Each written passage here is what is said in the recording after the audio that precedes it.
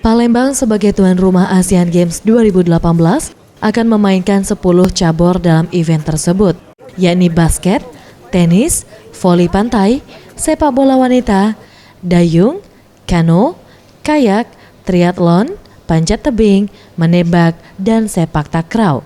Sehingga berbagai kesiapan terus dilakukan untuk menyelenggarakan cabur tersebut. Menurut Farhad Syukri, Ketua Inasgok IT Palembang, untuk 10 cabur yang dimainkan di Palembang dari sisi broadcasting akan disiarkan secara langsung, terutama sepak takraw dan panjat tebing. Untuk sepak bola wanita, Pemprov Sumsel telah melakukan renovasi 2 stadion, yakni Gelora Sriwijaya Jakabaring dan Stadion Bumi Sriwijaya.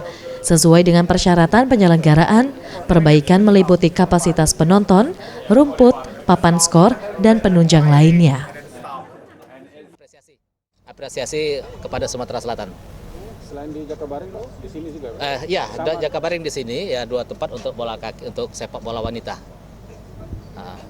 Nah tadi Mr. Mayang juga menyampaikan dia tidak bisa menyampaikan langsung, tetapi ada live program yang akan dilakukan dari Sumatera Selatan ini. Antara lain sepak bola ini sudah diprogramkan untuk live program di televisi ya, di siaran langsung, maupun panjat tebing, sepak takraw, tenis. Itu nanti akan ada siaran langsung dari Sumatera Selatan, dari Palembang. Sebelumnya Inasgok mendatangkan ahli dari Swiss untuk digital LED score saat pertandingan sepak bola wanita yang akan dimainkan di Palembang. Tim Liputan Sriwijaya TV.